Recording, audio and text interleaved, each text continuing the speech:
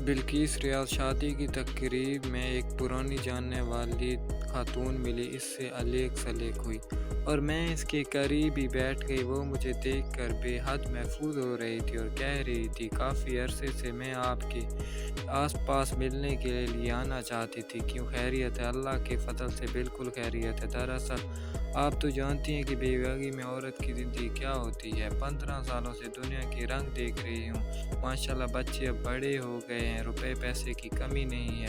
بچے بہت چھوٹے تھے اور میں بھی جوان تھی۔ اب یقین جانیں، جس پر مصیبت ٹوٹتی ہے وہی جانتا ہے۔ میرے ماشاءاللہ 3 بھائی، ایک بہن اور بیوہ ماں ہے۔ ماں کی دلجوئی مجھے حوصلہ دیتی ہے، مگر اتنے نزدیکی رشتہ دار ہیں، وہ ذرا بھر پرواہ نہیں کرتے کہ بیوہ ہو گئی ہے، بے آسرا ہے، اس کی مدد کر دیں۔ خاوند گھر کی چھت ہوتا ہے اور اگر گھر سے چھت گر جائے تو جان لیں ایک عورت کا کیا حال ہوتا ہے۔ ہمارا معاشرہ صرف چڑھتے سورج کی پوجا کرتا ہے۔ میں نے بچوں کی خاطر دوسری شادی نہیں کی، ایک لحاظ سے اچھا ہی کیا ہے، ورنہ آج میرے بچے ماشاءاللہ پڑھ لے کر اچھے عہدوں پر فائز نہ ہوتے۔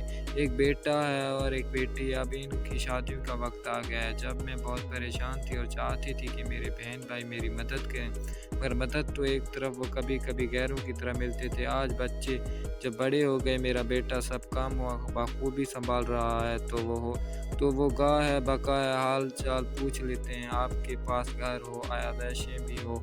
تو میں کہوں گی، عیاشیں آپ کے دکھوں کی کم نہیں کر سکتی، دکھ انسان کو خود ہی جھیلنے پڑتے ہیں۔ میں نے اس کی گفتگو سنی تو جواب دیا، خدا کا شکر کریں، ساری عیاشیں موجود تھی۔ اگر آپ کے پاس زندگی گزارنے کا کوئی ذریعہ نہ ہوتا تو آپ اندازہ نہیں کر سکتے کتنی مشکلات کا سامنا کرتے آپ۔ ابھی تو سب کچھ موجود ہے آپ کے پاس، تو آپ کے چھوٹے موٹے کام بہن بھائی نہیں کرتے۔ اگر آپ کے پاس روزی کا ذریعہ نہ ہوتا تو میں وثوق کہتی ہوں، اس دور میں کوئی بھی آپ کی مدد نہ کرتا۔ کسی نے آپ کی مالی مدد نہیں کرنی تھی، ابھی تو ان کو معلوم ہے کہ آپ کو کسی قسم کی ضرورت نہیں ہے اور وہ اسلام دعا اچھے طریقے سے کر لیتے ہیں، ورنہ آپ کی زندگی اجران ہو جانی تھی۔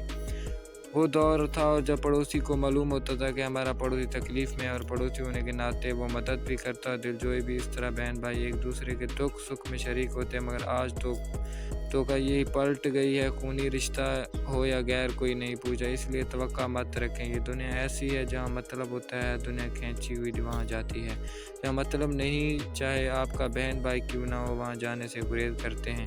لیکن ایک بات ضرور کہوں گی، بے شک غرض کی دنیا ہے، مگر ابھی بھی ہمارے معاشرے میں لوگوں کے پاس اعلیٰ ظرف اور وعدہ داری ہے۔ کچھ لوگ صرف خلوص محبت اور اپنائیت سے ایک دوسرے کو ملتے ہیں۔